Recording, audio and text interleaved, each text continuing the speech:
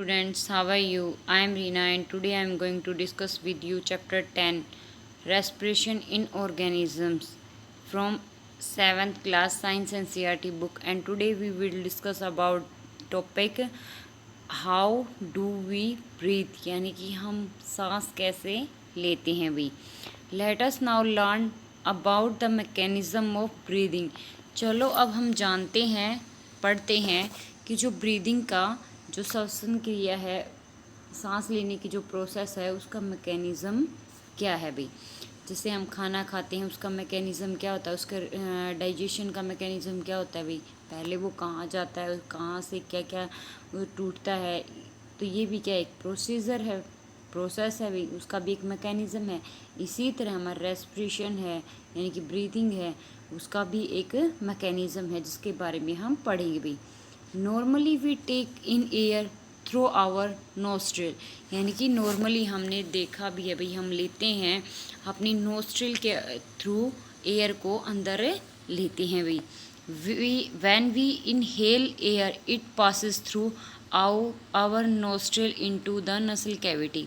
कहता है जब भी हम इनहेलेशन करते हैं, इनहेल करते हैं ऑक्सीजन को यानी कि एयर को, तो क्या होता है बेटा, हमारी जो नोस्ट्रिल होती हैं उसके थ्रू नसल्स कैविटी में के थ्रू पास हो जाता है. यानी कि पहले नोस्ट्रिल के थ्रू होता है, फिर नोस्ट्रिल से वो एयर जो है वो नसल्स कैविटी तक पहुंच जाती है, और फिर नसल कैविटी से वो हमारे जो एयर है वो हमारे लंग्स के पास पहुंच जाती है. किसके थ्रू भी, नसल कैविटी से वो विंड पाइप के अंदर जाती है, और विंड पाइप से वो फिर लास्ट में लंग्स तक पहुंच जाती हैं. Lungs are present in the chest cavity. जो हमारे लंग्स होते हैं वो चेस्ट कैविटी के अंदर प्रेजेंट होते हैं, जैसा कि आप 10.4 फिगर में देखोगे भाई. This cavity is surrounding by the ribs on the sides. कहता है जो एक कैविटी है ये सराउंडिंग होती है, ये सराउंडेड होती है, इनकी इसके चारों तरफ हमारी क्या होती हैं, रिब्स होती हैं ऑन द साइड्स भी. तो रिब्स क्या होती है बेटा, रिब्स हमने पिछले चैप्टर में पढ़ा था कि रिब्स हमारी एक ढांचा जो जाल सा बना देती हैं, और ये अगर पेयर में देखा जाए तो 12 पेयर होते हैं रिब्स के.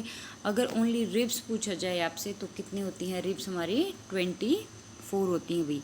तो जो कहता है कि a large muscular seat cold diaphragm भी, एक लार्ज मस्कुलर सीट होती है जो कि हम फिगर 10.4 में देखेंगे. तो उस जो लार्ज मस्कुलर सीट होती है उसको हम डायाफ्राम बोलते हैं. और ये कैसी दिखती है भाई, diaphragm from the floor of the chest cavity. और ये चेस्ट कैविटी के जो लास्ट फ्लोर के अंदर होती है भाई. तो जो कहता है breathing involves the movement of the diaphragm and the rib के. जो ब्रीदिंग की जो प्रोसेस होती है इसके अंदर जो बॉडी के पार्ट्स के अंदर मूवमेंट होती है वो कौन कौन से पार्ट्स में होती है बेटा, एक तो हमारे डायफ्राम के अंदर और एक रिब केस के अंदर मूवमेंट होती है. जब हम सांस लेते हैं छोड़ते हैं तो बॉडी के इन हिस्सों में मूवमेंट दिखाई देती है. ड्यूरिंग इनहेलेशन जब हम सांस लेते हैं तो रिब मूव अप, रिब्स होती हैं मूव अप हो जाती हैं, ऊपर की तरफ जाती हैं, एंड आउटवर्ड्स और बाहर की तरफ फैल जाती हैं यानी कि एक्सपेंड हो जाती हैं. एंड डायफ्राम मूव डाउन, और जो डायफ्राम है वो सिकुड़ जाता है, नीचे की तरफ चला जाता है भी. This moment increase space in our chest cavity. जब हम क्या करते हैं, एयर का इनहेलेशन करते हैं तो हमारी जो चेस्ट होती है यानी कि जब रिब केस फैल जाएंगी तो जो चेस्ट कैविटी है उसके अंदर स्पेस बढ़ जाएगा भाई, जो जगह है वो ज़्यादा हो जाएगी भाई. कोई भी चीज़ फैलती है तो वहाँ जगह बन जाती है ना.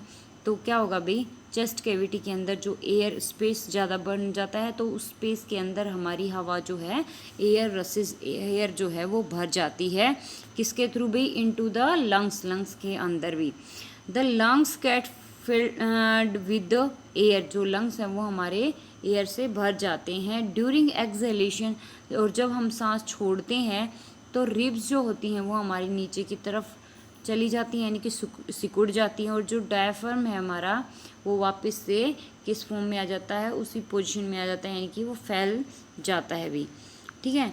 This reduce the size of chest cavity and air is push up to the lungs, कहता है कि जिसकी वजह से जो हमारी चेस्ट कैविटी का साइज़ कम हो जाता है, यानी कि जब हम सांस छोड़ते हैं ना तो हमारे चेस्ट कैविटी का जो स्पेस है, वहाँ जो फैला हुआ स्पेस था, जब एक्सपेंड हुआ तो स्पेस ज़्यादा हो गया था, लेकिन जब वो सिकुड़ेगा तो क्या होगा, कम हवा होगी, मतलब कम स्पेस होगा, तो जो एयर है वो बाहर निकलेगी भी, किसके थ्रू, लंग्स के through.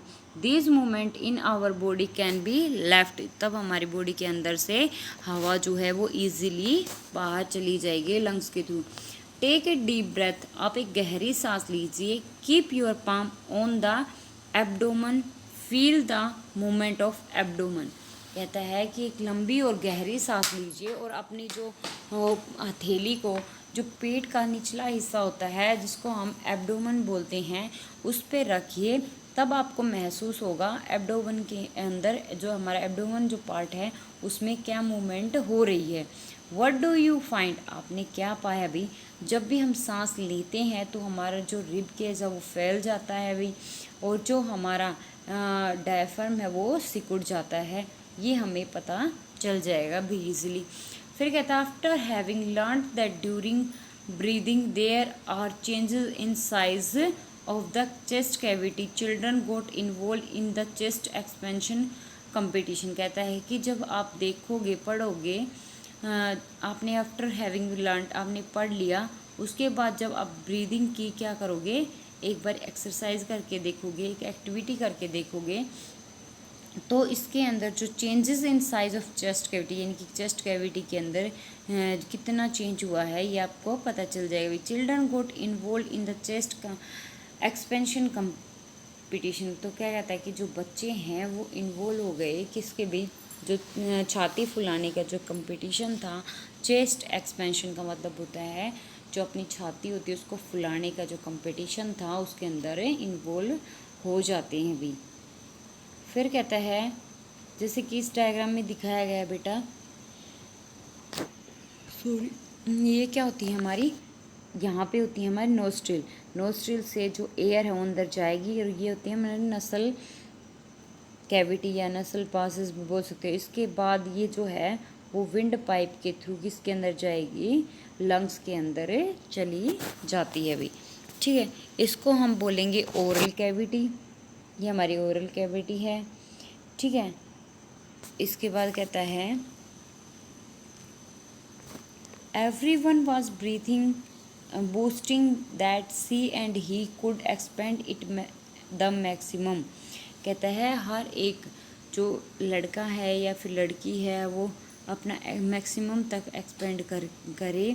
How about doing this activity in class with your classmate, और ये एक्टिविटी जो है वो अपने और अपनी क्लासमेट्स के साथ मिलकर करें, यानी कि आपने क्या करना है, एक बार गहरी सांस लेनी है, तब आपको देखना है कि जो रिब केस की आपके एब्डोमेन के अंदर क्या क्या चेंजमेंट आते हैं, वो सभी आप पहले आप करोगे, फिर अपने फ्रेंड्स के साथ बैठ के उनके साथ करोगे, उनके भी देखोगे भी, डिस्कस करोगे।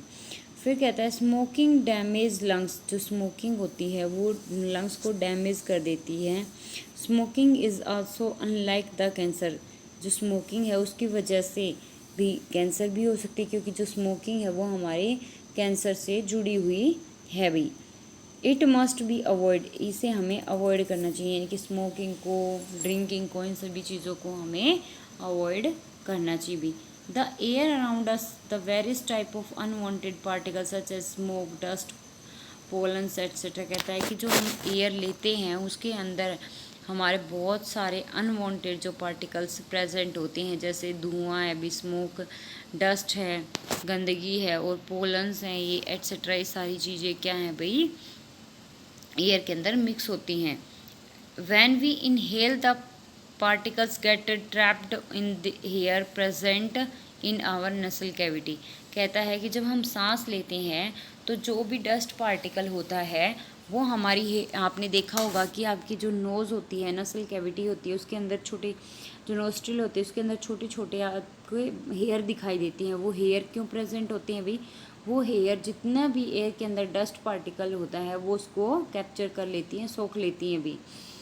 However, sometimes these particles may get past the hair in the nasals cavity, कहता है कि जब भी कई बार आप उन पार्टिकल्स के पास्ट के बारे में get past and hair in the nasal cavity, और नसल कैविटी के थ्रू क्या करते भी